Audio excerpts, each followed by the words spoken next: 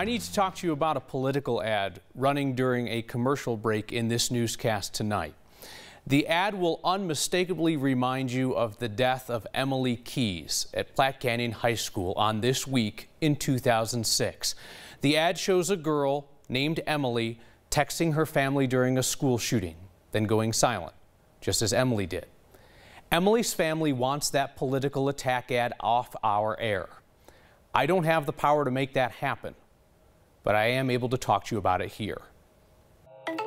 The ad against Republican Congressman Mike Coffman looks like a reenactment of Emily Keyes' death at Platte Canyon High School in 2006. An armed attacker held her hostage as she texted her family.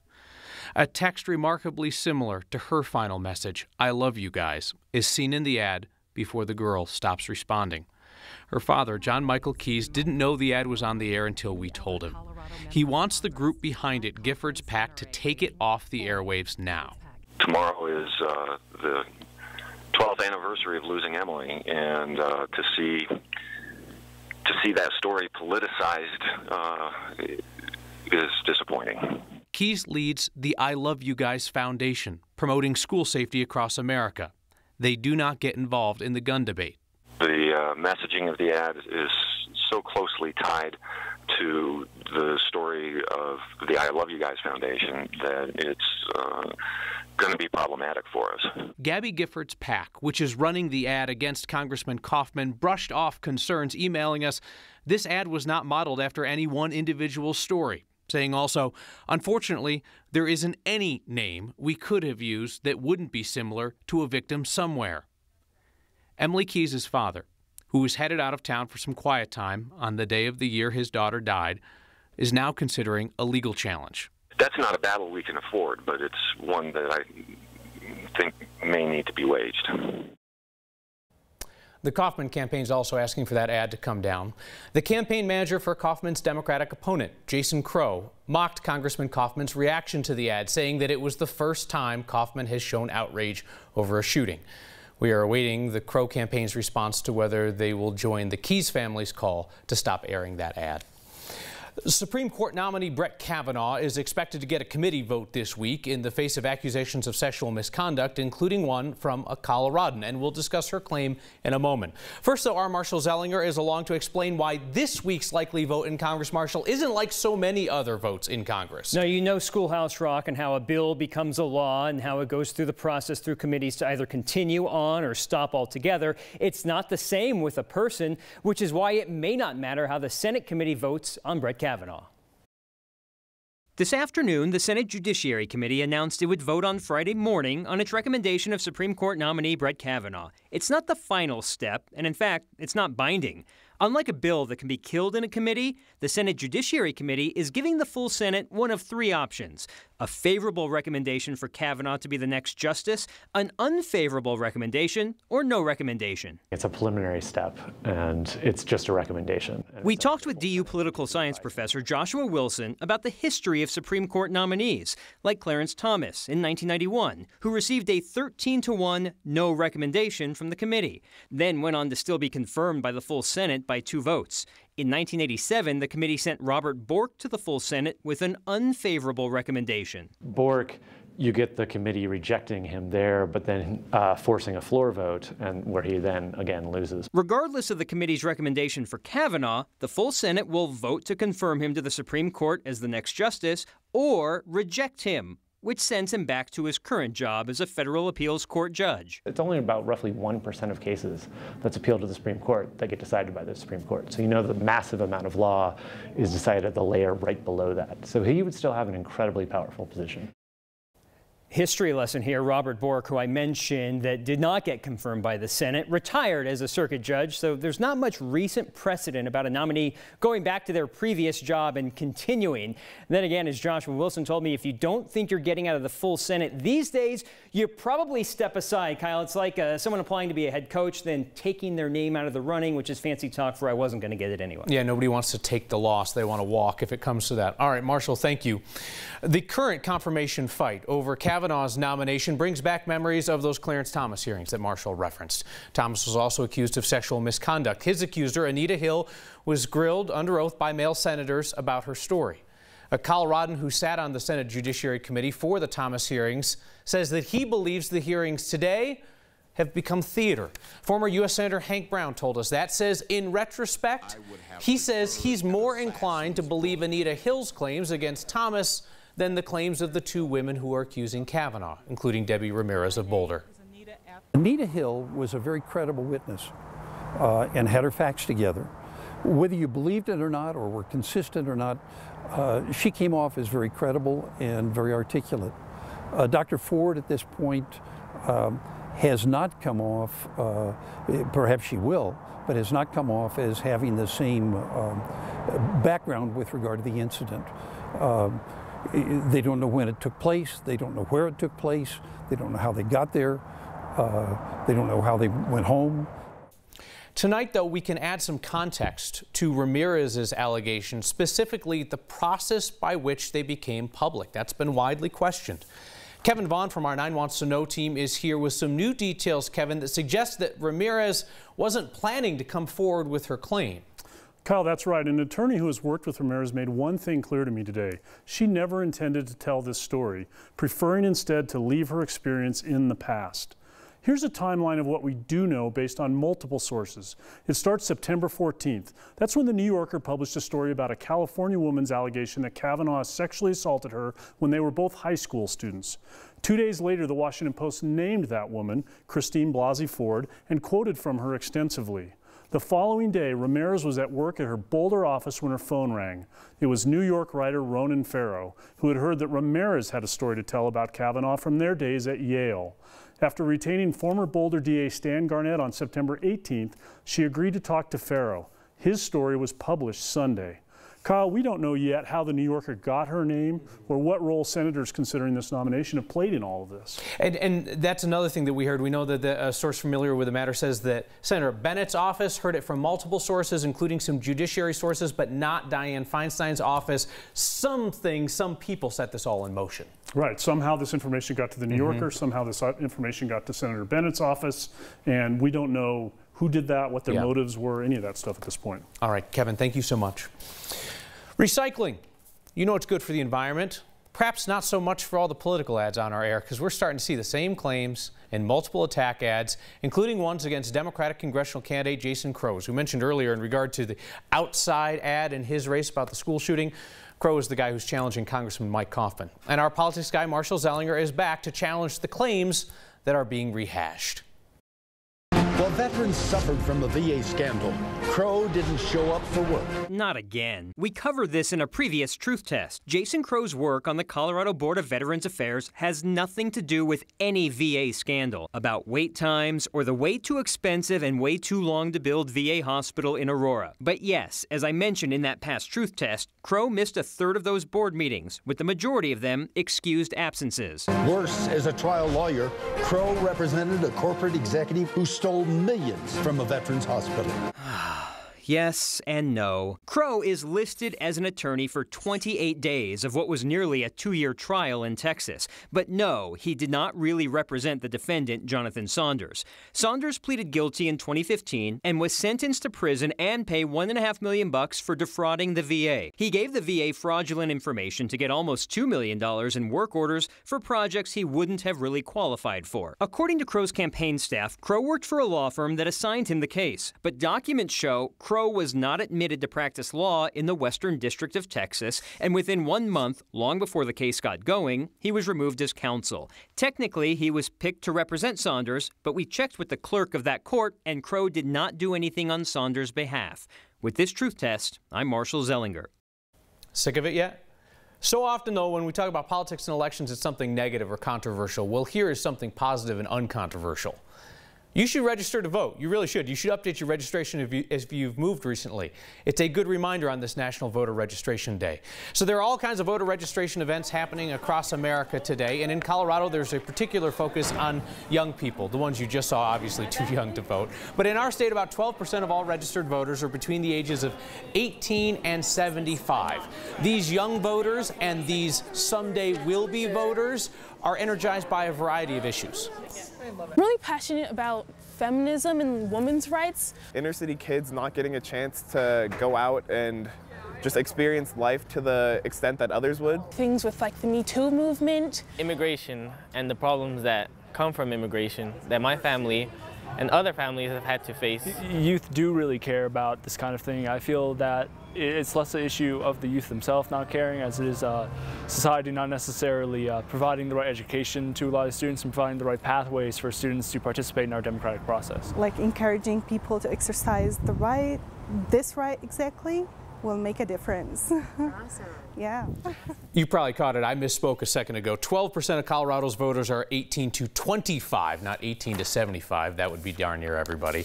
There are 40,000 teenagers who are anxiously awaiting the right to vote in Colorado. They're pre-registered with the Secretary of State's office, so they are ready to rock the ballot box precisely when they come of age. Next is going to return in just a moment. You're about to see that political attack ad we told you about earlier, the one that mirrors the death of Emily Keyes 12 years ago this week at Platte Canyon High School. As we said, the Keyes family wants the PAC running this ad to take it down. They also asked me to share with you that their family is doing well these days. The foundation in Emily's memory, the I Love You Guys Foundation, is working with 25,000 schools and other organizations trying to prevent school violence.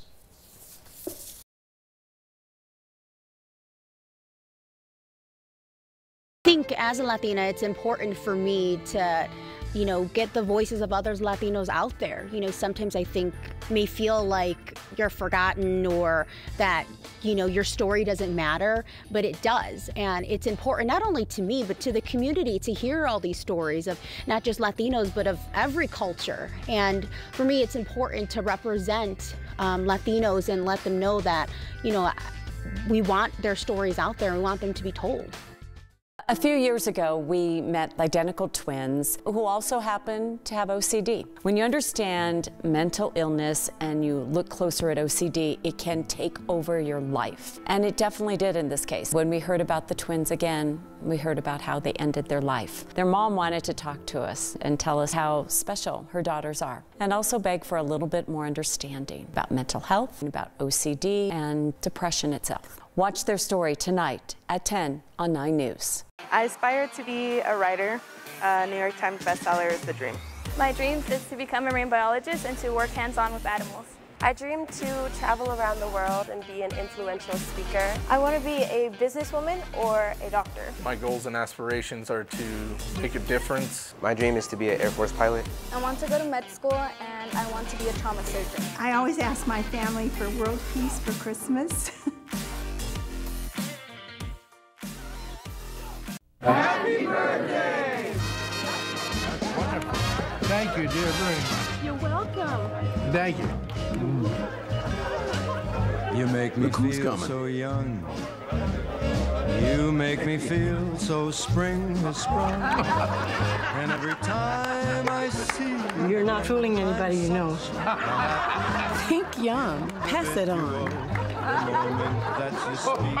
A message from the Foundation for a Better Life. No more. It's none of my business. No more. I'm sure they'll work it out. No more. It only happened once. No more. He said he was sorry. No more. Why doesn't she just leave? No more. Not my problem. No more. But he has such a bright future. No more. He didn't mean it. No more bystanding. No more ignorance. No more excuses. No more.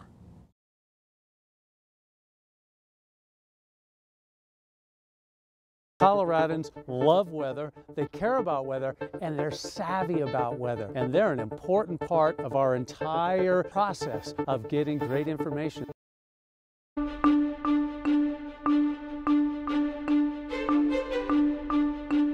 A lot of us have been looking for a little cool off, and finally today we got what we've been looking for. We had 17 days in a row with above average temperatures, that summer heat just hanging on tight. Now finally a cool one, even though that sunshine, the blue skies, a little deceiving. You walk out the front door, oh, I'm sure you felt it this morning when that overnight low hit 36 this afternoon, 64. Yeah, we got to go back about 4 months to find our last date with cooler temperatures than that. Tonight's going to be another cold one, especially in northern Colorado, as we do have a freeze warning in place. Wyoming, Nebraska, everywhere you see in turquoise, and then the frost advisory, Fort Collins, Loveland included in that one. So kind of bring in the fresh vegetation that you might have out there, the sensitive vegetation, I should say.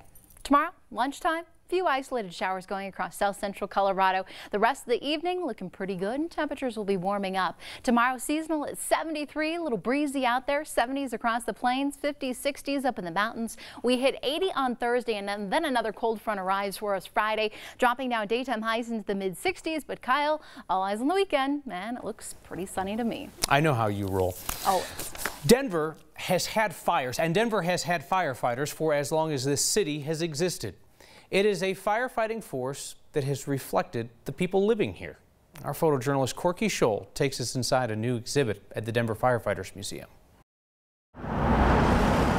The display at the Denver Firefighters Museum is an opportunity, it's an appropriate exhibit to recognize those in the Hispanic community who have made contributions. This one is Chief Nick Nunez. We just recently opened our new exhibit called Hispanic Firefighters of the Denver Fire Department, which talks about the stories of many of our Hispanic firefighters within the department. This is Division Chief Manny Almagar. He works down at Station 1. You know, the exhibit is easy on the eyes, but reality is that it's not always been easy for Hispanic in the community, Hispanics in organizations. But this is the opportunity to recognize that through struggles, through hardships, there's always stories of triumph. I want the public to know and understand that no matter who you are, that if you have a dream of being a firefighter, go for it. Don't let anything stop you if that's your dream and what you want to do. And it's also important for the youth to see individuals that look like them and know that you can affect change. Obviously, we have some great examples here of those that did not say no when they were told no, and they kept going forward to achieve their dreams of serving on the department. This exhibit, my hope is that it showcases the proud accomplishments of the Hispanic firefighters, men and women on the department who have made those contributions. So it's the opportunity for those to tell stories of others, and it's the opportunity for us to kind of do some soul searching and do some awareness on what contributions we've made. That exhibit runs through November 12th at the Firefighters Museum on Tremont. You know, it wasn't all that long ago there were video stores filled with thousands of VHS tapes waiting for you to grab one, take it home for movie night. They're long gone, except one. It has thousands of copies, but they're all one movie. That's next. Justice is here. If you haven't tuned in to the Justice Network, then you're missing a program lineup dedicated to stories of true crime and investigation. No one vanishes without a trace. Quality series rich in suspense, mystery, and intrigue. Put your hands above your head! Back up! Plus a public safety initiative to make your community safer. Join me, John Walsh, on the all-new Justice Network. I'm Corporal Klinger. That must be me, sir. I tried everything to get out of the Army. I'll do anything to prove I'm not fit. I sailed on a raft. I ate a Jeep. Dip it in a little 30-weight motor oil, pop it in, and let it slide down the gullet. But I never got out, which means you can watch more of me on MeTV. Back-to-back episodes of MASH, weeknights starting at 6 on MeTV. Liftoff. We have a liftoff. Strap in and hold on tight.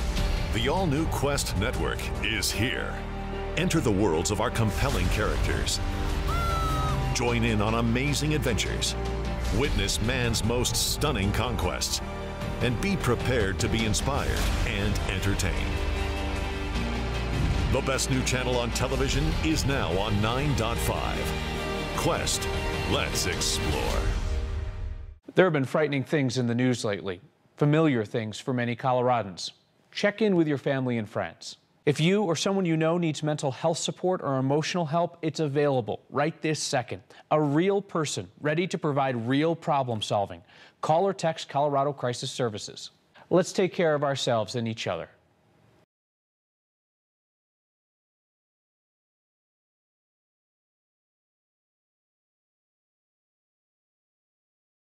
The Rocky Mountains, our playground and home. Along the range, plenty of places for secrets to hide. Mysteries that leave one to question who's to blame. Like the story of Chuck, a man missing for more than a year, found dead in his own living room. How does this happen? And why? Who's to blame? Join our journey as we investigate these Colorado mysteries on our podcast Blame, available on 9news.com/blame or wherever you download your favorite podcasts. Don't take your health for granted. Get in-depth medical information that your doctor can trust at a fraction of the price. No appointment needed. Choose from new screenings including heart health and blood type. Own your health. Find your fair at 9healthfair.org. The most Colorado thing we saw today is wildlife in a compromising situation. Boulder Animal Protection had to cut 3 squirrels loose from each other. Apparently they were in a tree with their tails tangled together in a bird's nest, all 3 of them stuck in a heap. It's just like squirrel moms say, it is all fun and games until you get your tails tangled in a nest together. Took 15 minutes to get the squirrels untangled before they scurried away unharmed. Denver has a video store again. Kind of, if you're into throwbacks and public art. It's part of Denver Startup Week. Our photojournalist Tom Cole takes a look. Hi, welcome to the Jerry Maguire video experience. Hi. Have you ever been in the presence of this many Jerry Maguire VHS tapes before? Never. Oh, surprising. We've been collecting Jerry Maguire VHS tapes for 9 years now. We have over 24,000. Everybody say Jerry Maguire. We drove them here from Los Angeles to Denver for 1 week only. This is Sean. There's like this holy light around him. People laugh at us. Yeah, I'm not sure why, but yeah. I'm just going to go by Vic today. Is that all right? We basically have to collect all of these Jerry Maguires and unite them. They need to be rescued. So the ultimate goal is to build a permanent structure on the desert where they can all live and be protected from humanity. That's so beautiful. Some of these have only been watched once, maybe even 0 times. Wow. Feel free to walk on them. They enjoy the attention. Do you want a picture on the throne? Oh my God, yeah. Yeah? Let me fluff these Jerrys up a little bit here. Yeah, I think there's a lot of reasons that people want to see this. Perfect, love it. So to see it like pulled back and then thrown back in your face, I think is like startling for people. Give us a nice big smile.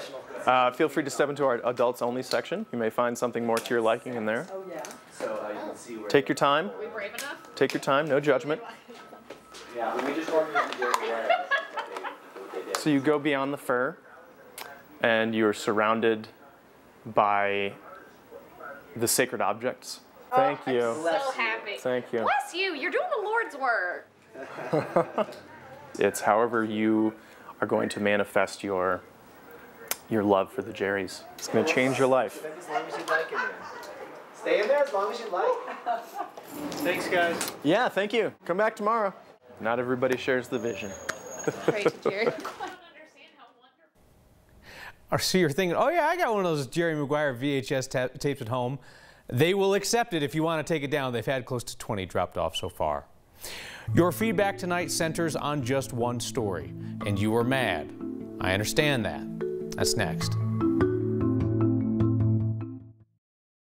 in 4 girls will be sexually abused before her 18th birthday, and 1 in 6 boys will be sexually abused before turning 18. Only 1 in 10 will tell. But today, thousands of children will enter a Children's Advocacy Center with the courage to talk about the unimaginable. Because one adult with courage was there. Are you the one with courage? To find a Children's Advocacy Center near you and to learn more, go to coloradocac.org/1. The Broncos Huddle. Wednesday nights at 6:30 on 9 News.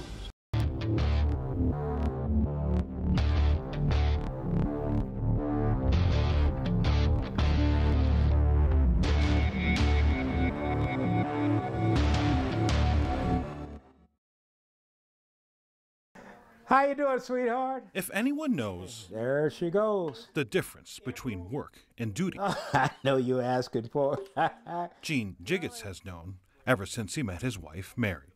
Mary is a keeper. He kept her through a life of secrets. In 1951, Jiggets was assigned to an elite group of 28 men working on something they called the hydrogen bomb. And now that his work is done... it is time for his duty, assisting his 93-year-old wife in entering into dementia, fighting a disease that's taking her mind. I said one thing that I will pledge that I will never do as long as I'm able to assist. I will never put you in a home. Because she is home.